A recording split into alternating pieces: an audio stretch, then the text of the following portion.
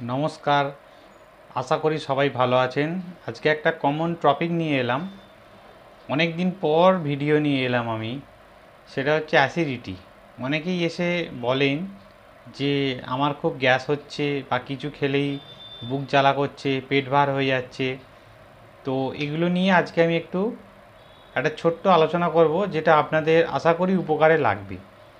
প্রথমত বলি কী কী কারণে অ্যাসিডিটি বেশি হয়। অ্যাসিডিটির মেন কারণ কিন্তু যারা অয়েলি ফুড বা খুব মশলা জাতীয় খাবার বেশি খান, এটা খেলে অ্যাসিডিটি বেশি হয়। এছাড়া আছে ফাস্ট ফুড, জাঙ্ক ফুড, যেগুলো আমরা খুব খেয়ে থাকি, যেমন বিরিয়ানি, চাউমিন, রোল। আমরা এখন প্রায় নিত্যদিন এগুলো খাই। এগুলো কিন্তু প্রচণ্ড রকম আপনার পাকস্থলী বা স্টোমাকের ক্ষতি করে। এছাড়া যাদের একটু ওভারওয়েট আছে, মানে ওয়েট বেশি আছে, তারা আবার যদি নিয়মিত বা প্রায় মদ্যপান করেন বা অ্যালকোহল কনজিউম করেন, সেটাও কিন্তু আপনার অ্যাসিডিটি বাড়াবার জন্য যথেষ্ট দায়ী। আর একটা হচ্ছে যাদের বিভিন্ন রকম বাতের ব্যথা বা ব্যথার সমস্যা আছে, তারা দোকানে বলে বলে কী করেন, অনেক সময় বিভিন্ন রকম পেন কিলার খান। এই পেন কিলার নিয়মিত সেবন করলেও কিন্তু এটা পেটে ট্রাবেল তৈরি করে, এবং যা খাচ্ছেন তাতেই মনে হয় আমার গ্যাস হয়ে যাচ্ছে, বুক জ্বালা করছে। এইগুলো বেসিক্যালি কমন বিভিন্ন কজ যেগুলো অ্যাসিডিটি তৈরি করে। এবার বলবো যে দেখুন, অ্যাসিডিটি তো এরকম নর্মাল যে হচ্ছে, যা খাচ্ছেন গ্যাস হয়ে যাচ্ছে, এটা কোনো সমস্যা না। সবসময় কিন্তু এরমভাবে হয় না। এর পেছনে একটা কারণ থাকে, সেই কারণটা কিন্তু খুঁজে বের করতে হবে, নইলে কিন্তু আপনার গ্যাসের সমস্যা কোনো দিনই ভালো করা যাবে না। তো আমরা কি করি, প্রথমে কোনো রুগী যদি এরম সমস্যা বলে, আমরা প্রথমে তার একটা এন্ডোস্কোপি করাই অথবা একটা ইউএসজি করাই। এন্ডোস্কোপি বা ইউএসজিতে কী দেখা যায়, অনেকে দেখা যায় ইউএসজি করে যে তার হয়তো গলব্লাডার স্টোন হয়ে আছে, ঠিক আছে, তার হয়তো ফ্যাটি লিভার আছে। এগুলো যদি থাকে তখন কিন্তু একটা অ্যাসিডিটির সমস্যা সবসময়ই থাকে। মানে আপনি যতই গ্যাসের ওষুধ খান বা এই সেই খাচ্ছেন, দেখছেন গ্যাসটা কিন্তু আপনার নির্মূল হচ্ছে না। প্রায় রোজ দিনই গ্যাস হয়ে যাচ্ছে, আপনাকে নিয়মিত অ্যান্টাসিড খেতে হচ্ছে। এতে কিন্তু আপনি আরও নিজের শরীরের ক্ষতি করছেন, কারণ আপনার ওই গলব্লাডার স্টোন বা ফ্যাটি লিভারটা যতক্ষণ না কমানো যাবে, ততক্ষণ কিন্তু গ্যাসের সমস্যা কোনো মতেই ঠিক হবে না। আর এন্ডোস্কোপির সাহায্যে অনেক সময় দেখা যায় যে অনেকের পেটে আলসার থাকে, মানে ঘা হয়ে গেছে।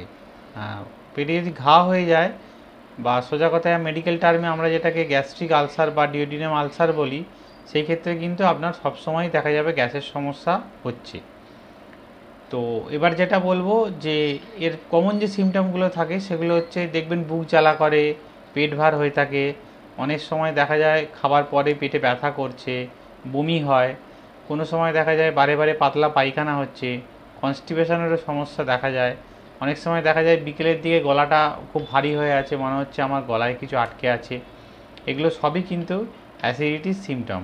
মুখ টক হয়ে থাকে।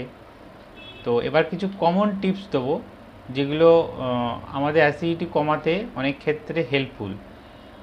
এগুলো বলার আগে বলিনি, যদি আপনার এই রোগগুলোর মধ্যে কোনো রোগ থাকে, তাহলে কিন্তু এই সমস্ত টিপসে কোনো কাজ হবে না। তখন আপনাকে ওই রোগগুলোর আগে ট্রিটমেন্ট করাতে হবে। ওই রোগগুলো নির্মূল না হলে আপনার গ্যাসের সমস্যা কিন্তু কমবে না।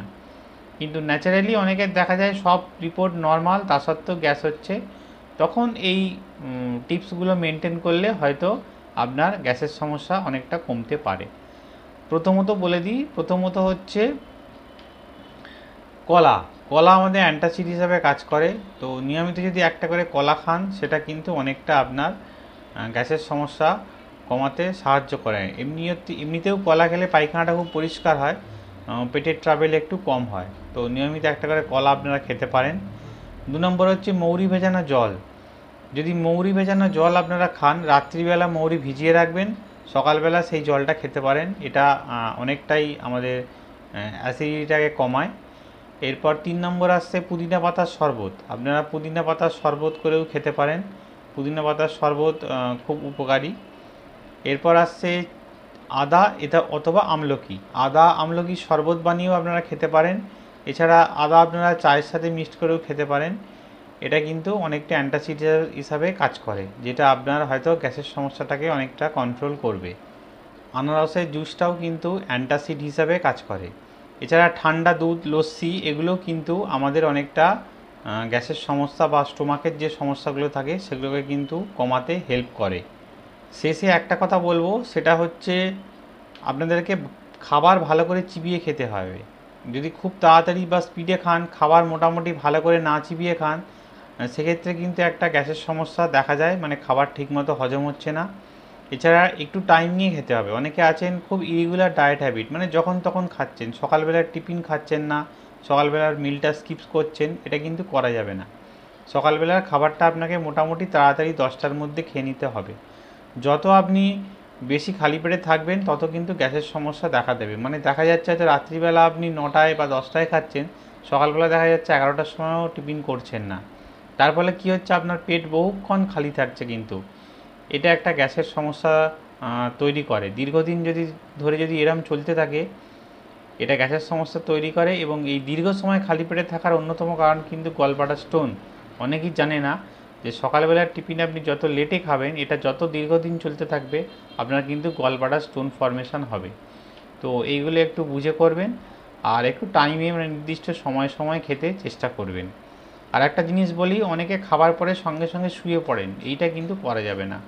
খাওয়ার পরে আপনারা কিছুক্ষণ একটু হাঁটাচলা করবেন বা একটু রেস্ট নেবেন, কিন্তু সঙ্গে সঙ্গে শুয়ে পড়বেন না। যদি একান্তই শোবার দরকার হয়, তাহলে বাঁ দিক ঘুরে শোবেন। বাঁ দিক ঘুরে শুলে কী হয়, আমাদের পাকস্থলী বা স্টোমাকের গঠনটা যেরকম, তাতে বাঁ দিকে ঘুরে শুলে আপনার খাবারটা হজম করতে একটু সহজ হয় স্টোমাকের পক্ষে। আদারওয়াইজ কিন্তু এটা গ্যাস ফর্মেশন করার চান্স অনেক বেশি থাকে। এরপর আমাদের কিছু কমন ওষুধ আছে, আপনারা অনেকেই জানেন। কার্বোভেজ আছে, নাক্স ভূমিকা আছে, লাইকোপোডিয়াম আছে, চেলিডোনিয়াম আছে, কাডুয়াস মেরিয়েনাস আছে, পালসেটিলা আছে। এগুলো সবই কিন্তু গ্যাসে খাওয়া যায়। তো অনেকে দেখি মুড়িমুড়কির মতো খেয়ে ফেলেন, কিন্তু এগুলো সবসময় উইদাউট সিমটম না জেনে দুমদাম খেলে কোনো কাজ হবে না। তো সেক্ষেত্রে আমি ছোট্ট কয়েকটা টিপস দিয়ে রাখি। সেটা হচ্ছে, যদি মাংস খেয়ে থাকেন বা দেখছেন আগের দিন বিয়েবাড়ি খেয়েছেন বা খুব হেভি মিল রিচ ফুড খেয়েছেন, তখন গ্যাসের সমস্যা হলে আপনারা মোটামুটি নাক্স ভূমিকা অথবা পালসেটিলা এই দুটো খেতে পারেন। এই দুটোর মধ্যে কাজ হয়ে যায় মোটামুটি। যদি বিয়েবাড়ি বা খুব রিচ ফুড খাওয়া হয়, মাংস টাংস জাতীয় বা খাসি মাংস খুব বেশি খেয়ে নেওয়া হয়, তবে দুটোর মধ্যে একটা পার্থক্য আছে। সেটা হচ্ছে নাক্স ভূমিকাতে বেশি দেখা যায় কনস্টিপেশন হয়, মানে পায়খানা হতে চায় না, মনে হচ্ছে পায়খানা পাচ্ছে কিন্তু পায়খানা হচ্ছে না, এটা নাক্স ভূমিকার সিমটম। আর পালসেটিলাতে কিন্তু পাতলা পায়খানা হয়। পালস তখন আসবে যখন দেখবেন একটু লুজ মোশান হচ্ছে, বিয়েবাড়ি খেয়েছেন লুজ মোশান হচ্ছে, তখন কিন্তু পালস ইন্ডিকেশান করে। এছাড়া যদি দেখা যায় কোনো খাবার পরে পেটে মনে হচ্ছে খুব গ্যাস হয়েছে, বারবার ঢেকুর দিচ্ছে, খুব ঢেকুর উঠছে, খুব ঢেকুর উঠলে সেক্ষেত্রে কার্বোভেজ আপনারা খেতে পারেন। মোটামুটি আধ ঘন্টা ছাড়া যদি হাফ কাপ জলে 2 ফোঁটা দিয়ে ওই 1 চামচ করে আধ ঘন্টা ছাড়া 2বার বা 3বার খেলে কার্বোভেজ 30 দেখবেন অনেকটা কাজ পেয়ে যাবেন, রিলিফ হয়ে যাবে। এবার যখন ক্রনিক সমস্যাগুলো হয়, যখন বারে বারে আপনার হচ্ছে, তখন এই ছোটো ছোটো ওষুধে খুব একটা কাজ হয় না। তখন আমরা লাইকোপোডিয়াম, আর্সেনিক বা সালফার বড় বড় ওষুধে যাই। এগুলোর ইন্ডিকেশান আমি বলবো না, কারণ এগুলো এইভাবে হবে না। এগুলো টোটালিটি আপনার কি সমস্যা ডিপেন্ড করে তার উপর ডোজ পোটেন্সি হয়, কারণ এগুলো খুব ডিপ অ্যাক্টিং মেডিসিন। আমি কার্বোভেজ, নাক্স, পালসটা বললাম, এই 3টে ওষুধ আপনারা পালসেটিলা, নাক্স ভূমিকা, কার্বোভেজ বাড়িতে রাখতে পারেন। কমন এই যে সিমটমটা আমি বললাম, এইটুকু ইন্ডিকেশান যদি বুঝতে পারেন তাহলে আপনারা খেতে পারেন। তার পরবর্তী ওষুধগুলো কিন্তু খুব ডিপ অ্যাক্টিং মেডিসিন, মানে বড় বড় রোগের ক্ষেত্রে দেওয়া হয়। খুব বড় গ্যাস্ট্রিক সমস্যা হলে তখনই ওই ওষুধগুলো প্রেসক্রাইব করা হয়। তাই এগুলো নিজে থেকে না খাওয়াই বেটার। আশা করি সবাই ভালো থাকবেন, এবং আমার ভিডিওটা আশা করি আপনাদের একটু উপকার হবে। তো এইভাবে যদি মেনে চলতে পারেন, আমি যে কয়েকটা ঘরোয়া টোটকা বললাম, এগুলোও ফলো করলে অনেকটা দেখবেন গ্যাসের সমস্যাটা আপনাদের কম থাকবে। ধন্যবাদ, সবাই ভালো থাকবেন।